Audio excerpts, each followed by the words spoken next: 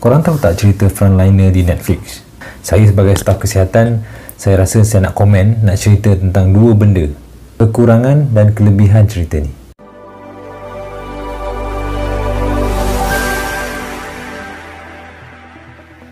Saya cerita kelebihan dulu. Pelakon-pelakon dia Azhan Rani, Beto, Wan Maimunah, Aceh, Farah Ahmad telah melakonkan watak dengan sangat baik.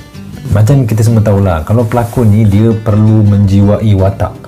Kalau watak tu tak dijiwai dengan betul, jadi macam pengkomen tak adalah. Saya bercerita atas dasar bidang saya, kesihatan. Untuk frontliner, mereka kena faham situasinya macam mana. Jadi mereka telah melakukan watak yang saya kira dapat sampaikan, emosi tu sampailah. Saya dapat faham dan saya yakin kawan-kawan frontliners pun akan faham juga.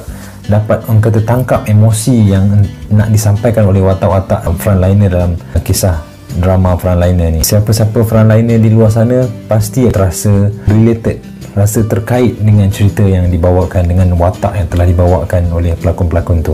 Dan mungkin juga tanpa kita sedari, air mata mengalir di pipi. Sedih jugalah. Ada certain part yang mungkin orang lain tak berapa faham, tapi frontliners faham. Jadi anda harus tonton cerita ni. Lepas tu komen kemudian. Untuk itu, saya nak cakap terima kasih kepada tim production, pelakon-pelakon kerana mengangkat kisah frontliner ni dalam siri Netflix. Bukan senang. Kelebihan yang satu lagi saya suka pada cerita ni adalah jalan flow cerita dia, perkembangan cerita dia. Dia tak fokus pada satu-satu frontliner sahaja. Dan dia menyentuh, boleh kata kebanyakan lah frontliner. Staf kesihatan, pegawai polis, pegawai keselamatan yang menjaga roadblock, ada pengusaha-pengusaha taska, majikan-majikan yang perlu untuk run business, and then ada pekerja, kerana pekerja perlu dibayar, kemudian NGO. Frontliners ni bukan sahaja staf kesihatan, disentuh, diceritakan dalam kisah-kisah yang dicampurkan dalam drama frontliner ni. Bila dia bercerita tentang tu, dia juga bercerita tentang persekitaran, keluarga, orang-orang terdekat kepada frontliners ni. Ibu kepada frontliners, isteri kepada frontliners, anak-anak kepada frontliners. Benda-benda tu penting untuk disampaikan sebab diorang ni juga berkorban. Mereka berkorban masa mereka, perasaan mereka. Contoh seperti anak-anak, mereka perlukan ibu bapa, tapi ibu bapa adalah frontliner. Kisah ni turut diangkat. Saya suka. Kadang-kadang mungkin keluarga frontliners menyumbang dan berkorban sama banyak dengan pengorbanan yang dilakukan oleh frontliners. Kemudian saya nak cerita tentang kekurangan pula. Kita ada pro and cons lah, ada kelebihan dan kekurangan. Jadi kekurangannya adalah cerita berkaitan kesihatan di Malaysia ni masih belum begitu matang, masih belum solid lagi, belum mencapai tahap memuaskan. Ada certain babak yang perlu menceritakan tentang fakta kesihatan, mungkin tak disemak dan diperincikan dengan lebih baik. Tapi kita kena faham, saya cuba faham sebabnya apa. Satu, mungkin sebab kekangan protokol dan birokrasi. Saya ada baca-baca lah komen-komen.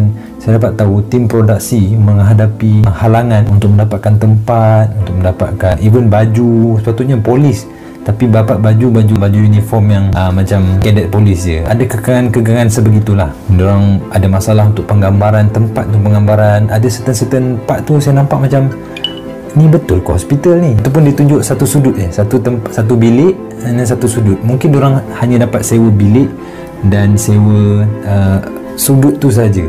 Jadi macam angle-angle yang berubah saja. Mungkin bajet kurang. Kalau cerita overseas, ada duit boleh jalan. Ada certain tu mungkin dia ambil di hospital swasta ataupun di klinik swasta yang dia set up dia tak berapa real lah sangat lah. Ada satu scene, ni bukan spoil, tak ada, no spoiler. Cuma ada satu scene lah, pesakit tercungap-cungap. I cannot breathe, dia kata. Saya tak boleh bernafas.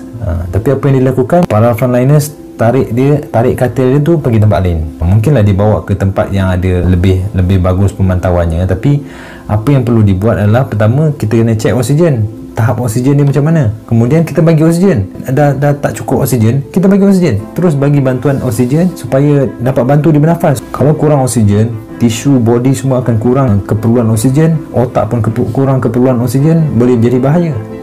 Satu lagi contoh, ada seorang hamil bila dijangkiti COVID. Dalam kes-kes di Malaysia dan di seluruh dunia pun, kita akan menitik beratkan ibu dan anak.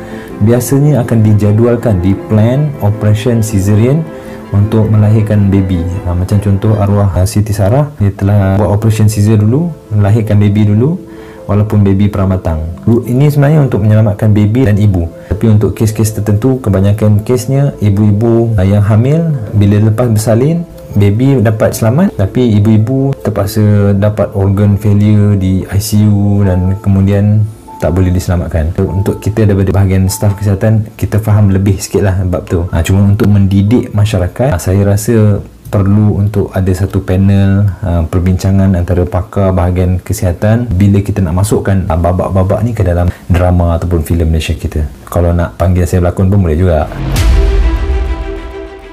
Apa-apa pun, tahniah kepada production team. Terima kasih kerana telah mengangkat cerita kami. Bukan staf kesihatan saja, para frontliners yang lain. Kisah kami, kisah anda, kisah kita semua. Jadi kita teruskan berdoa supaya kita dijauhi daripada segala penyakit-penyakit berbahaya dan kita selamat daripada COVID dan penyakit-penyakit lain dan kita kembali seperti dahulu. Macam biasa balik. Jumpa lagi. Bye-bye. Assalamualaikum warahmatullahi wabarakatuh.